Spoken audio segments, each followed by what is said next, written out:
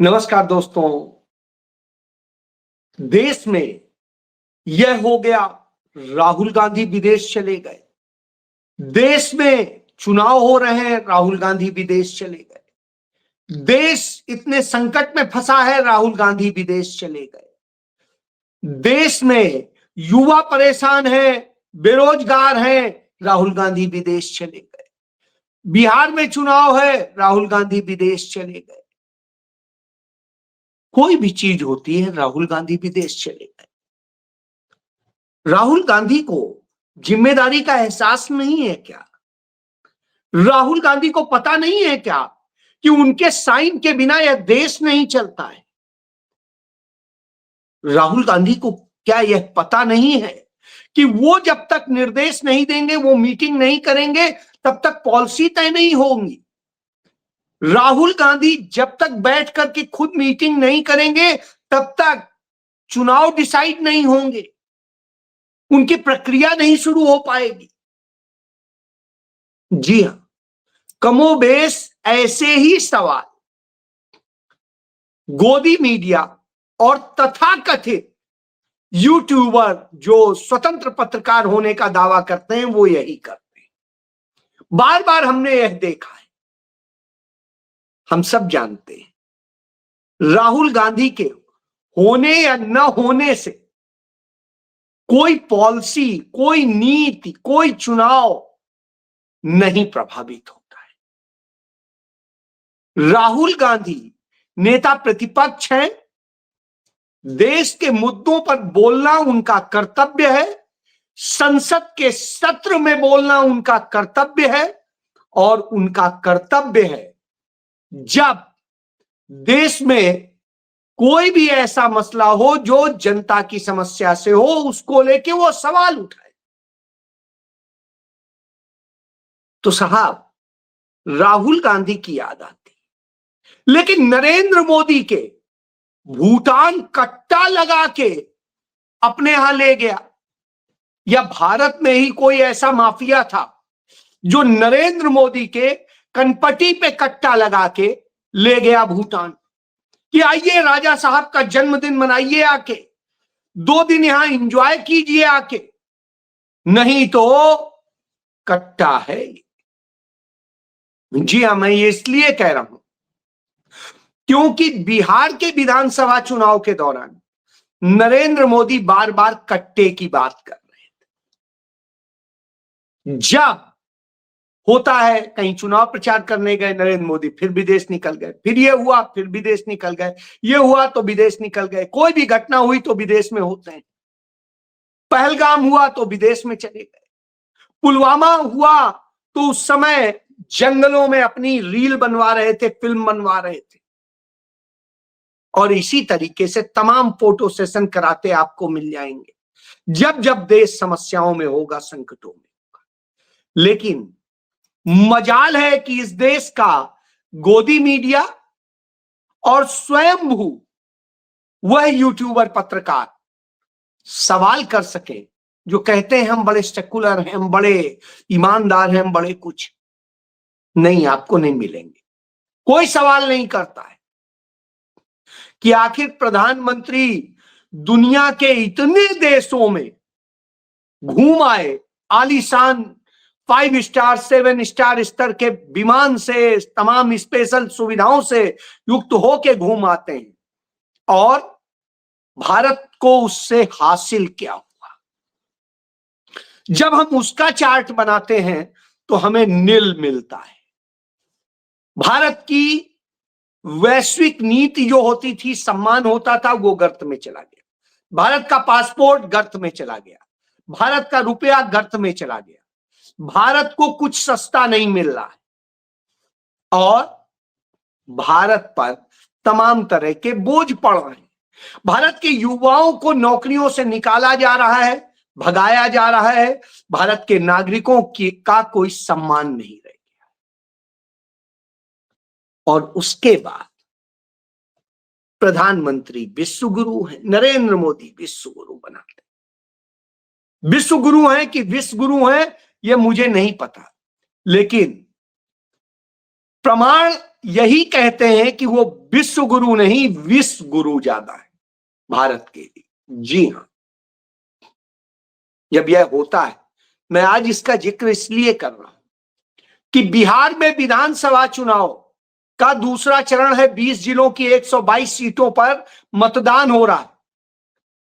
उसके जस्ट पहले शाम को, सोमवार की शाम, दिल्ली में लाल किले से सटा हुआ जो मेट्रो स्टेशन है उसके सामने I-20 कार से में एक विस्फोट होता है और उस विस्फोट से तमाम गाड़ियां प्रभावित होती हैं, तमाम होता है और उसमें 13 लोगों की मौत हो जाती है और 2.5 दर्जन लोग घायल हो जाते हैं, गंभीर रूप से घायल हो जाते हैं। मरने वाले हिंदू भी हैं, मुसलमान भी हैं, युवा हैं और आर्मी अधिकारियों के बेटे भी हैं, मुसलमान आर्मी अधिकारी के बेटे भी।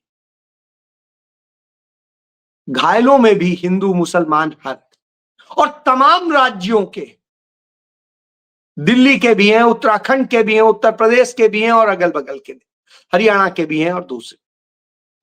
तो इस तरह मरने वाले, घायल सब। और जब ये इतना बड़ा हादसा होता है, इतना बड़ा हादसा नहीं, आतंकी हमला होता है, और जो ये आतंकी हमला होता है इसके कनेक्शन जुड़ते हैं कि कहीं जैसे मोहम्मद से कहीं कनेक्शन जुड़ते हैं उस RDX का पूरी प्लानिंग से, जो जस्ट बगल में, चले जाइए दिल्ली से, पता नहीं चलता कब फरीदाबाद आ गया। उस दिल्ली NCR के फरीदाबाद में यदि करीब 3,2900 किलो RDX मिलने की बात कही जा रही है, अब अभी तक यही नहीं क्लियर कि 2,900 किलो RDX मिला है या 360 किलो मिला है। कुछ ये बता रहे हैं, कुछ ये बता रहे हैं। और जिन डॉक्टरों को पकड़ने की बात कर रहे हैं उसे कोई दिल्ली पुलिस ने नहीं पकड़ा है, हरियाणा पुलिस ने नहीं पकड़ा है, जम्मू कश्मीर से आई पुलिस ने पकड़ा है। और जब यह सब कुछ होता है उस स्थिति में जम्मू कश्मीर का DGP कौन? ये वही है जो छत्तीसगढ़ में जब नक्सली हमले में तमाम पुलिस अफसर मारे गए थे तो वही था। जब पुलवामा में अटैक हुआ था और मारे गए थे हमारे 40 से अधिक सैनिक, तब भी वही था। और पहलगाम में हुआ तब भी वही जम्मू कश्मीर का DGP है और उसी समय यह घटना होती है। और ये जो आतंकी घटना होती है, इस घटना के बाद हिला हुआ है। पाकिस्तान में भी घटना हुई है। पाकिस्तान में भी सुप्रीम कोर्ट की पार्किंग में खड़ी एक कार में ब्लास्ट हुआ है और वहां भी 1 दर्जन लोग मरे। तो अब आप समझिए, लेकिन पाकिस्तान का प्रधानमंत्री या राष्ट्रपति इस घटना के बाद विदेश सैर करने नहीं चला गया, किसी अपने मित्र राष्ट्र के राष्ट्राध्यक्ष से या शासनाध्यक्ष से मिलने नहीं चला गया। भारत का प्रधानमंत्री भूटान के राजा का जन्मदिन मनाने चला जाता है। वो बिहार चुनाव को यदि ट्वीट करता है, लेकिन अपने घर से 3 किलोमीटर की दूरी पर वो उस घटना स्थल पर जाना भी जरूरी नहीं समझता जहां यह घटना होती है। और जहां यह घटना होती है वहां तो वो जाता ही नहीं है। इसके अलावा भी जानने की जरूरत कि उसका गृह मंत्री उस घटना के समय में कहां था? वो बिहार में चुनाव चोरी करने की प्लानिंग कर रहा था। और जब चुनाव चोरी करने की प्लानिंग कर रहा था तब आप कहेंगे साहब और क्या करेगा?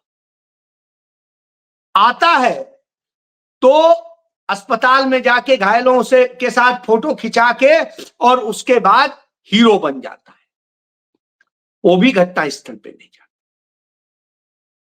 कोई किसी को यह दर्द नहीं और प्रधानमंत्री इस देश में रहते हुए भी घटना स्थल पे भी नहीं जाता है, उनके पास भी नहीं जाता, वो विदेश चला जाता है, चुनाव के लिए कहता है कि मतदान करिए। जबकि नेता प्रतिपक्ष राहुल गांधी सबसे पहले ये करते हैं, ट्वीट करते हैं, बयान जारी करते हैं कि हम इस घटना के सभी पीड़ितों के साथ खड़े हैं, देश के साथ खड़े हैं, देश कड़ा एक्शन ले और जिम्मेदारी फिक्स करे। जिम्मेदारी की जब बात आती है तब आता है जिम्मेदारी ली कब है इस सरकार ने। याद करिए, उरी का घटना आतंकी हमला हो या पहलगाम का आतंकी हमला हो या उसके पहले पुलवामा का आतंकी हमला हो, पठानकोट का आतंकी हमला हो, गुरदासपुर का आतंकी हमला हो, पंपोर का आतंकी हमला हो या कहीं पर भी देश में विभिन्न स्थानों पे हुए तमाम आतंकी हमलों के बावजूद किसी में भी जिम्मेदारी ली है क्या? और ये तो दिल्ली में है, जहां दिल्ली में 1 engine, 2 engine, 3 engine, 4 engine, 5 engine, जितने इंजन कहिए, हर इंजन की सरकार है भाजपा की। वहां बगल में हरियाणा में भी सरकार है। और वहां गेम क्या होता है? गेम वो धीरेन्द्र शास्त्री नाम का एक फ्रॉड बाबा, उसके साथ भाजपा के तमाम संविधान की शपथ लेकर के मंत्री बने, जो पूर्व मुख्यमंत्री भी हैं हरियाणा के, वो मनोहर लाल खट्टर, उसके साथ उस यात्रा को रवाना कराते हैं। वो क्या है? हिंदू राष्ट्र बनाने की यात्रा। संविधान में हिंदू राष्ट्र जैसा या मुस्लिम राष्ट्र जैसा कोई प्रावधान नहीं, बावजूद इसके वो यह करते हैं जो संविधान के विपरीत, यानी संविधान की हत्या करके वो करना चाहते हैं। तो अब आप समझ लीजिए क्या प्लानिंग। जब यह प्लानिंग हो तो निश्चित रूप से दुखद लगता है। और वैसी स्थिति में आता है कि आपने आखिर कौन सा देश बनाया, और जब वो यह कह रहे होते हैं तो इन्हीं की आरएसएस की राष्ट्रीय मुस्लिम मंच का वह मौलाना रफीक कहता है कि अब हम मुस्लिम राष्ट्र के लिए यात्रा निकालें। यानी देश की आजादी पहले मुस्लिम लीग, हिंदू महासभा मिलके जो खेल खेलते थे, वही खेल आरएसएस 2 अपने संगठनों के जरिए कर रहा है, 2 तरह के लोगों से करा रहा है। यह सच है। और यह भी सच है कि आरएसएस बीजेपी के जो समर्थक पत्रकार हैं वो घटना स्थल पे जाते हैं और कितना खुश नजर आ रहे हैं, आप देख लीजिए। यही हर चैनल पर भाजपा के लिए बैटिंग करते नजर आते हैं, राजनीतिक विश्लेषक या वरिष्ठ पत्रकार बन के। देख लीजिए आप सकल। तो ये इनकी खुशी का क्षण है। और ये देखिए, ये ट्वीट करता है, खुद ही ट्वीट किया है, किसी और ने नहीं। तो यह अपने आप में सबूत है कि यह लोग इस तरह की घटनाएं करके, करवा के क्या कर रहे हैं? चुनाव जीतने की साजिश बिहार में। क्यों जिम्मेदारी नहीं फिक्स कर रहे हैं? क्यों नहीं खुल के बोल रहे हैं? क्यों नहीं अब तक गृह मंत्री ने इस्तीफा दिया? मैं आपको संसद में दिए गए प्रियंका गांधी के उन शब्दों को सुनवाना चाहूंगा जो 26/11 का, जिसका ये बार बार जिक्र करते हैं बॉम्बे में। तो तब क्या हुआ था और आज क्या हो रहा है, सुन लीजिए। जब वो आतंक, कल सत्ता पक्ष और आज भी सत्ता पक्ष के नेताओं ने 2008 के मुंबई के हमलों का जिक्र किया, बार बार कहा कि मनमोहन सिंह जी की सरकार ने कुछ नहीं किया। ये तो जानकारी होगी ना कि उसी समय जब वो आतंकवादी हमला चल रहा था, तभी उन आतंकवादियों को मार डाला था, एक बचा था और उसको भी फांसी दे दी थी 2012 में। महाराष्ट्र के मुख्यमंत्री ने इस्तीफा दिया। देश के गृह मंत्री ने जिम्मेदारी लेकर इस्तीफा दिया। एक जवाबदेही थी पब्लिक के प्रति एक जवाबदेही थी इस देश की जनता के प्रति, इस देश की धरती के प्रति। बहुत दिक्कत होता है। अब आप बताइए कि आज यह जवाबदेही आपको क्या देखने को मिली है? इस देश के अंदर इतनी बड़ी घटनाएं हो गई और इतनी घटनाओं के बाद कहां जवाबदेही मिली?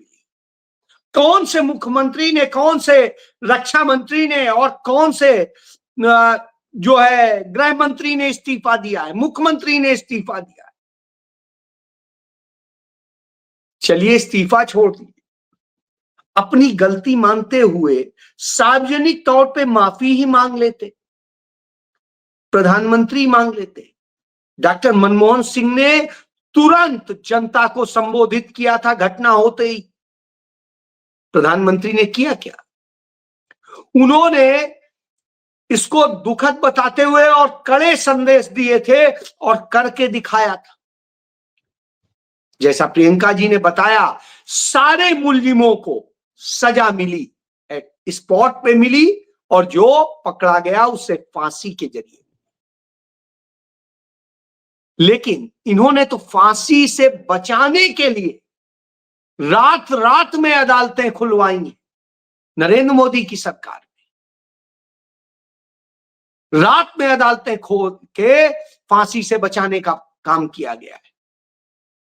और यही नहीं, तमाम सारे लोगों में पैरवी आतंकियों के मामले में सही नहीं की और इस कारण वो छूट गए। चाहे समझौता ब्लास्ट के आरोपी हो, चाहे मुंबई सीरियल ब्लास्ट के हो, चाहे वो मालेगांव ब्लास्ट के हो, हैदराबाद ब्लास्ट के हो, या कहीं के भी हो, जयपुर के हो या दूसरी जगह के हो। तो अब आप समझिए असली अपराधी कौन है? यही है। ऐसे में जब विधानसभा चुनाव बिहार का चल रहा है, वहां पर उत्तर प्रदेश की विधायक आ जाती हैं, वो आकर के मैनिपुलेट करने का काम करती हैं। पत्रकार पकड़ लेते हैं तो कहती हैं हम अपने समुदाय के लिए आए थे, और ये तो भाई आपको तो आने का अधिकार नहीं था। चुनाव आयोग कुछ करेगा क्या? कोई एक्शन लेगा क्या? नहीं, उसकी हिम्मत नहीं, क्योंकि अमित शाह बैठ के खुद डील कर रहे थे। होटल मौर्या में जिस तरह से सीसीटीवी को कवर किया गया, उसमें टेप चिपकाए गए और कैमरे बंद किए गए, किससे मिल रहे थे, किसे क्या दे रहे थे, क्या धमका रहे थे, क्या कर रहे थे, आप बताइए। कौन कौन आया, कौन कौन गया? कभी ऐसा नहीं होता है, क्योंकि एक गृह मंत्री उस होटल में नहीं रुका है, उस होटल में तमाम सारे लोग। तो यह भी सच है, यह भी सच है कि इसके अलावा कौन कौन लोग किस तरीके से कहां कहां भेजे गए और वो कैसे मैनेज कर रहे हैं, वो भी दिख रहा है। फर्जी वोट डालने का क्रम चल रहा है कि व्यक्ति पहले हरियाणा में वोट डालेगा, फिर उत्तराखंड में वोट डालेगा, और फिर जाकर के वो वोट डालेगा। जाकर के उदाहरण दिखा देता हूं, देख लीजिए। ये बीजेपी के वोटर है, 2022 में दिल्ली में डाला, फिर हरियाणा में डाला, बिहार में डाल रहे। और क्या ज्ञानेश कुमार के रिश्तेदार हैं, भाई हैं, बहन हैं, क्या हैं, जो इनको ये सारी छूट है? और ये एक नहीं है, कई है। जब इतने सारे लोग, तो अब आप समझिए, क्योंकि इन्होंने इसी तरीके से किया है, यही इनका सच है। और जो मैंने उन विधायक का बताया, ये देख लीजिए, ये विधायक है बीजेपी की। तो फिर आप रामगढ़ विधानसभा में क्या कर रहे हैं? आप मैडम एक मिनट मैडम, आपका हक है घूमने का रामगढ़ विधानसभा में। नहीं, क्यों समाज के साथ है मैडम? अब आप समझ लीजिए, ऐसे जा जाके ये सब कर रहे हैं, जिस तरह से काम हो रहा है, तो आप यह समझ सकते हैं कि यह खेल। और फिर नैरेटिव बनाने के लिए क्या होता है कि जिस गाड़ी में ब्लास्ट हुआ वो मुसलमान की गाड़ी नहीं साहब, 1.5 साल पहले सलमान नाम के व्यक्ति की वो गाड़ी होती थी। 1.5 साल पहले वो गाड़ी उसने देवेंद्र सिंह को बेच दी, और वो गाड़ी देवेंद्र सिंह की थी, ना कि सलमान की। तो आप पूरा किस्सा समझ लीजिए। अब बताया जा रहा है उसमें अमोनियम नाइट्रेट था और उसका फ्यूल था, फिर उसका फ्यूल भी था, कुछ भी था। क्यों था, क्यों हुआ, किसने पूरी साजिश रची? सवाल उठता है ये सब कैसे आ रहा है, इतने सेंसिटिव जोन में ये सब कैसे हो रहा है? क्योंकि करवाने वाला एक ही है। जी हां, जिम्मेदारी किसी की नहीं। आप मरते हैं तो मरते रहिए, प्रधानमंत्री पार्टियां एंजॉय करेंगे और उनके लोग एंजॉय करेंगे, क्योंकि उन्हें लगता है उनके घर का तो कोई नहीं मराना। चलिए कोई बात नहीं, जय